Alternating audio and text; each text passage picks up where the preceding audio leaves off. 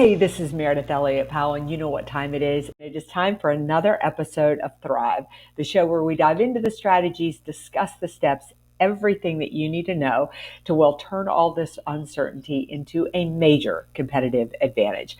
I've got a great guest today. I am here with Lori Richardson, the head and leader of Score More Sales. She's got a fantastic new book out. And Lori, super excited to have you on the show and super excited for the discussion today. Oh, Meredith, it's always a pleasure to speak with you, and I'm happy to be here. All right. So, I think of you as one of the foremost authorities when it comes to sales, with an expertise as really women in sales. For those few people watching that don't know you, tell us a little bit about your journey, how you got into sales in the first place, and why you have a passion for women in sales.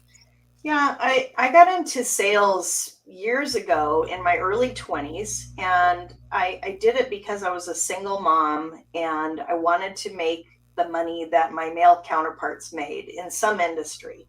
And I looked into a bunch of non traditional careers. I wasn't really a blue collar kind of gal, although I tried all sorts of different things. I wanted to make money. And so ultimately, there was a presentation that I saw about technology. And I had grown up in a family run business. My grandmother had a women's apparel store, and I learned how to sell from her, although I didn't really know it at the time. I didn't know what it was really called.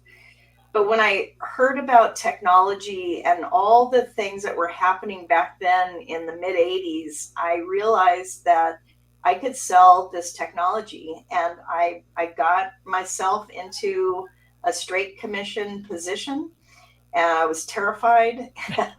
And the people around me were telling me, there's more money here in crumbs than anywhere. And they were right. The technology was just busting open, and we were putting computers on every desk. We were decentralizing information. And it was quite an amazing time. And I got in on that, and it provided very well for my family. So what I'm curious about is, it's so funny when you said, you were terrified, because when I got into sales, I was terrified too. And I think a lot of people are terrified in general, men and women, but I think especially women. And as I was listening to you talk, I was thinking about how I grew up, and my poor mother tried to have me grow up to be a nice young lady, but it didn't quite work out. But I was raised with messages like, don't bother people, Meredith. Don't speak until you're spoken to, Meredith. Don't ever talk about money, Meredith. Right. All the things that are, so I feel like it was implanted, but where did the fear come from for you? Yeah, I had a father that said that to both sons and daughters, don't Wow. rock the boat, don't make waves. That was Mhm. my dad, who was a pharmacist. He could have been a doctor, but he became a pharmacist to support his family. And I think it was my grandmother that really, she dyed her hair red. She wore these fancy suits. I'll show you pictures sometime. It's quite Love amazing. to hear. And she supported my grandfather. She ran multiple location apparel stores, and was quite the name. She was the talk of the town. She had fashion shows, and I think I got it from her. That I just got that she was just unstoppable. And I saw her stand up to men when she was buying merchandise for upcoming market, from the market weeks that we would go to. And she would not take any guff. She was her own person, and I think that made a big impression on me. Yeah, I would definitely say that. So you had her as a role model. You made a lot of money. You were able to, take care of your family, do the things. Were you always from the start passionate about helping women get into sales, or did that No, come later? not at all, not at all. It was all self-preservation. It's all about me making money, supporting my family, and I did that well. And it wasn't actually, I spent 15, 16 years either as an individual contributor in a sales role, or maybe a sales manager role. But not until I started my own consulting business, and I would get in front of groups of sales reps and sales managers, and just time after time after time, it was a male majority group. And I just wondered, I got into sales in the mid 80s and this was 2015.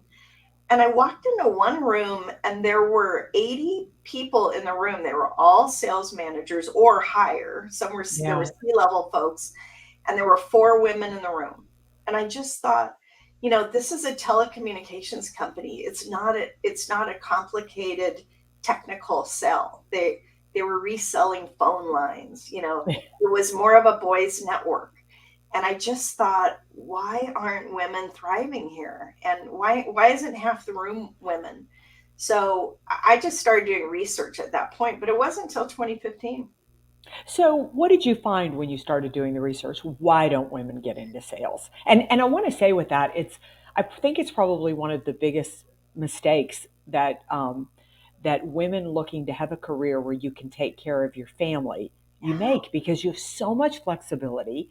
You nobody your how much money you make has nothing to do with gender or anything. It was, to right. me, it was where it leveled the playing field, No matter like who you are. exactly. Yeah. Yeah, and I don't want to put it all on women because I think, business was built by men, sales Mhm. was built by men. We walked into these aggressive, male majority environments that not every woman wants to be in, to be Right. honest. It didn't bother me because no, these I've been around a lot of guys over the years and some really great mentors and really great allies, but I've also been around a lot of jerks, Yeah. and I've been invited to award ceremonies and cigar bars and strip clubs and things like that over time. It's not for everybody, for sure, and you have to learn to have your voice and to be able to speak up about things that you will and won't do. As a single parent, it was easy for me because I was just in, did my job, got the heck out of there, and I Yeah. didn't have time to waste. And I was a good employee because of that, because I was focused, and that's what parents can do really well, male or female. Is that we don't screw around, as we don't have time to do that. Not that people that don't have kids screw around, but you have that opportunity. Yeah. So I'm not standing there practicing my golf swing, on a putting green in the middle of the office. I'm just not doing that. So it's a trifecta. I call it a conundrum in my book because, first of all, we weren't welcome in, Yeah. and we had to kind of push our way in. And then once we're there, it's like, I don't really like this environment. And a lot of women leave to go to other companies, and that's something that we talk about in the book is about retention, because and we've lost women because of the pandemic. After the pandemic and then recent downsizing, there were a lot of women that were let go, kind of last in, first out Yeah. situation. So it's kind of a vicious cycle. Yeah, I know that. I think that's one thing I admire so much, the work that you do in creating a community to support women. Because I know when I was coming up in the field, I had so many men who were amazing to me, but how they were telling me to sell wasn't going to work for me. I mean, I was a single woman. I couldn't exactly ask a bunch of men to go drink a beer. Their Yeah, wives didn't like that, yeah, and I could get away with a little bit on the golf course, but most country clubs have a private men's lounge where most of the work and the meetings and things were being done, and I couldn't go there. So I had to find a different avenue and a different way in order to be successful. Now, I will say that once I started to crack those ceilings, it got so much easier for me, because being the only female, I stood out. Everybody yeah. knew who I was, Right. so what were obstacles on the front end? So I want to talk a little bit about your community, and then I really want to focus on the book. I mean, you've got this new book out called She Sells, on attracting, retaining, and developing women in the B2B space. Yeah. So tell us about your community, your work, and then ultimately what brought about the book and what the book is about. Well, I tend to inherit things, and I inherited a community from Jill Conrad, who a lot of people know, a best-selling author. She wrote four different books about selling, and she's one of my mentors. And Jill wanted to get more women on the main stage, like you. Yeah. Today, there still aren't a ton of women on the main stage, and Jill wanted to have an event where women were on the main stage and all the attendees were women in sales. So she did that. She lost money. She said she'd never do it again. But all the women presenters, we all hit it off. And that's how this group sales shebang started, which ultimately we all wanted to meet again and again year after year. And we're kind of competitors, but we're in the industry. We're all collaborators. And as women, we're supportive of each other. And if I speak one place, I can recommend you the next time. Yeah. And so it was that mindset. And we bugged Jill so many times that she just handed it over to me. And she said, you are more interested in this than I am. And so I rebranded it to Women's Sales Pros. And I added the mission of helping companies to hire more women and retain them for sales roles. Women are still underrepresented at every level in most every industry. And in some, like the building trades, like you were alluding to, where people take their clients on camping trips or fishing trips. And, there's just some really Yeah. interesting things that I talked to a leader who said that they wouldn't hire women for field sales because they thought that they would get pregnant and leave. And I'm just like, well, yeah. So there's still a lot of work to be done, but that's what Women's Sales Pros does, and we embrace all the different women in sales groups, and really want to encourage people to help make some change so that some people will say that women are stronger sellers and than men, and I say it doesn't matter. I It mean, doesn't matter. what if we were as good? If we were as good, why wouldn't all the sales teams be 50-50? Yeah. Like in universities, there are actually more women in universities now than men. But it's just amazing to me. And as you go up in leadership, can you name 5 women VPs of sales? I mean, most people Yeah. can't. I don't want to put you on the spot, but I just did that I with can't. another woman, and she came up with 2. And I thought, yeah, because we're not out there. So It's, when you speak about the main stage, I just saw a report that said 70% of keynote speakers are still male. Only 30% of all across the board, right? yeah, it's And for yeah, sales, it's got to be even more. It's a higher number, I bet you, for yeah, sales. yeah. And I think here's so the as well. thing, Meredith, and I know you're very involved in NSA and you're very involved with professional speaking. I'm not the big main stage speaker. However, I'm really working to get more women on the main stage because when organizations say, "Oh no, we have women," they're in the breakout sessions. The big players are on the main stage. And if I'm a woman and I'm new to sales and I go to a conference and I Right. see that all the main stage speakers are male, what do I think about sales? It's a man's game. Yeah. And so we need women up there. We need you there. We need Sherry Levitin, and we need all the other big main stage speakers and more to share our voice. We have a different perspective and we have a lot to give and share. Yeah, I would agree. I also think that I really like sales teams when I see a man and a woman leading the team really working together because I know that I've mainly worked in male dominated industries, but I bring such a different perspective. And working with men has made me a lot more confident and a lot more aggressive. It really brought up some of my own skills. At the same time, they took a lot learning from me. I just saw the world, very, very differently. And think there's a lot of health in that. The other is that, women are becoming the decision makers out there. I think if you don't diversify your sales force, you're going to be missing out. So tell us about She Sells. Tell us about the book. Tell us about what the aim is with that, what you're looking to accomplish, what you're helping the business world really learn to understand with this focus on women in the sales community. Yeah, so the message of the book is really this is for the leaders in companies, leaders of teams, sales teams, as well as company leaders, to not just find and hire more women for the sales team, but to retain them and promote them. It's a big issue, and like I said, we have less women in the sales world than we did previously, and a lot of managers and leaders want more women on their team. They want more inclusive teams. So this is for them with all sorts of tips and ideas and strategies for how to do that. So it's really a how-to book. And it's really written for the managers and leaders of companies who tend to be mostly men.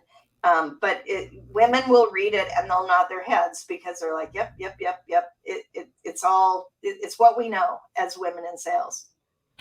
So give us a couple of tips. Give us a couple of things that maybe companies aren't necessarily doing correctly or could do better that would help, attract more women into the, into the profession.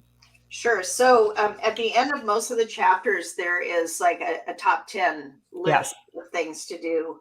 So for hiring, to hire more women, one is to watch the words that you choose in your job descriptions, for example, the war words, the things that you were talking about being more aggressive because of the men that we worked with. Yes. Women sell more, we're less aggressive, but we're still competitive. And so to be able to know what to say and have a job write up that is going to attract both women and men is important. Mm. Having a consistent, solid hiring process. You do the same thing every time with every candidate. Use an assessment tool so you don't even know if it's a man or a woman when you first see their results. I mean, those are tips that you can do to be more successful in your hires. Awesome, awesome.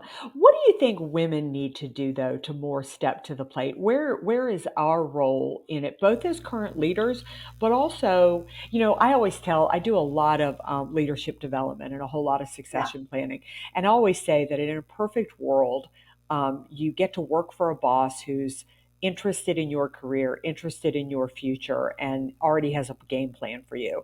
But the world is far from perfect. Yeah. So, there I am. I'm listening to this podcast. I'm a young woman in sales and I see a future for myself. What should I be doing?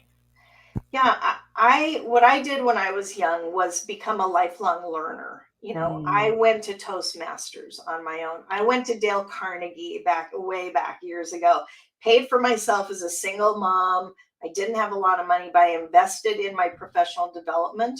I think that that's really important. I learned about financials. I learned about my clients. I learned about who my clients' customers are. I tried to do everything I could to be. I always want to be in the top 10 of the leaderboard. I yeah, didn't want to be number one. It little wasn't important. competitive. Yeah, I was a little competitive, but I just wanted to be in the top 10. So they saw the hustle. They saw that I was out there, working on it. And I think as anyone in sales, you want to improve. And Mm, that's most important for men and women. As women, don't let somebody hold you back. If you're not in a good environment, you don't have to stay in an environment where you're not appreciated. yeah. I say go where you're celebrated and not tolerated. So that's important too. And then there's no limit. There's no limit to the success that you can have in sales. And once you know that, find the leaders that you want to work for in the companies who have products and services that you believe in, and you can have an amazing, amazing career. Is there, what do you think that kind of the biggest mistakes companies are making right now? Because I hear the same thing that you do. I hear companies going, we genuinely really want to hire women. We Yeah. want to, we want to, develop Mhm. women, but they're still struggling to get off the mat. Where do you think they're disconnecting or missing something? Yeah, I think it's easy to say something and then to actually do it. Like, Yeah. who has a follow up meeting on, well, how are we doing with that goal? Hmm. What initiatives do we have in place? How are our managers trained? Managers who tend to be male need to be trained on how to relate to women achievers in sales because we're going to do it a little differently. Like you said, we're going to be a Yeah. little different. And so who's communicating to the manager level and who's talking about whether the pay is equal and who's talking about, who's checking with the women to say, hey, what can we do better here? So there are a lot of opportunities, but you have to really be fully involved in it, and you have to be really committed at the top, so that when the economy turns a little bit, we don't just drop it. Yeah. Like I heard about all the DEI people that have been laid off Yeah. recently. It's like, That's oh, that's right. interesting. We don't have money for training anymore. We don't have money for DEI, but but we're going to cut to the bone and grow. And I just don't think good companies do that. Good companies didn't do layoffs. Yeah. Um, they didn't make huge adjustments, and good companies always have money for training, and they always have money for inspiration. So Yeah, I would agree with that. I also think that, sales is such a, as we said before, it's such a great equalizer. I mean, even if you feel a little bit of disrespect or prejudice a little bit when you start in the organization, the moment that you start producing results, so much of that starts to go out yeah, the window. It has been the profession more than any that I have felt in control of my own destiny and my own success. And as you said, the moment that I felt disrespected by the company, I could just pick up because a million other companies, yeah. wanted to hire me. Has this book been a long time coming for you? Is it sort of a year's worth of, decades worth of Uh, culmination and learnings and things? it's been in the works for a while pre-pandemic. Hmm. Things changed during the pandemic, so I changed the book, and it's it's a whole process. As you've put out probably 3 books since I started this process. But for me, it's been a journey, and it's triggered a couple of other books that I'm starting to write as well. So this one is Nice. more for the guys. So the next one is called She Leads, and it's for the women and how we can rise within companies, within sales to leadership roles. Which I think is so important because I know that I found, and this is, I'm kind of like you, is years ago that I sort of started my journey, but I felt like the company wanted to be supportive of me and they Mhm. didn't know how. And I needed to be a little bit forgiving when they stepped in, when they would step in it, or they would, Yeah, and I think that as women, we need to judge intention yeah, sometimes rather than than what actually happens because again I had a lot of mentors who were trying but yeah. didn't know what to do. And for men, I would say don't feel defensive. If we can't talk about gender, it's like race. Yeah. It's so paralyzing for people. And the more we can talk, the better, the further we can go, the better we can do things. And I would say that's one thing for all and women as well. Don't take one comment. If you take it the wrong way, think about how it might have been meant. Instead, cut people a little slack. Yeah. We all need to do that. Yeah, I would agree with that, and I think that the more that you do that, the more support you're going to get. Because I know that sometimes people hold back because they're afraid if they say they're not going to do anything rather than do something wrong, and that's the Yeah, position you really don't want people to be in. Well, yeah. Lori, it is hard to believe, but we are about at the end of this podcast. So tell us how we find out about Score More Sales, how any women in sales who are listening to this can find out about women sales pros, and of course, your book, She Sells, which will have all of this in the show notes so that Um, everybody can get all of that information. Yeah, She Sells is on Amazon. It's Kindle. It's also in paperback, and you can find me on LinkedIn at Score More Sales. Score More Sales on most social media or at Women Sales Pros, and we're happy to talk to anybody with a great story. Maybe we'll end up on our podcast as well. Yeah, well, I don't know anybody who knows more about women in sales, whether it's, you, somebody being that can help women be successful, helping companies. I like to close by asking, what is your greatest piece of advice? Do you have a company out there who is listening to this, is really struggling, has tried a few things? What's Where's the foundation? If I just want to get going and starting to put more women into my sales force, where should I start? I would say look around, read what's out there. There's some great articles that different women in sales groups have written. We try to share that on our Women Sales Pros blog as well. So look outside of your group, look outside of your bubble that you're in, and and gain, some input from others, and then bounce it off the women that are, if they're on your team. Also look at women that are in other roles in your company. They may be good fits for a sales role.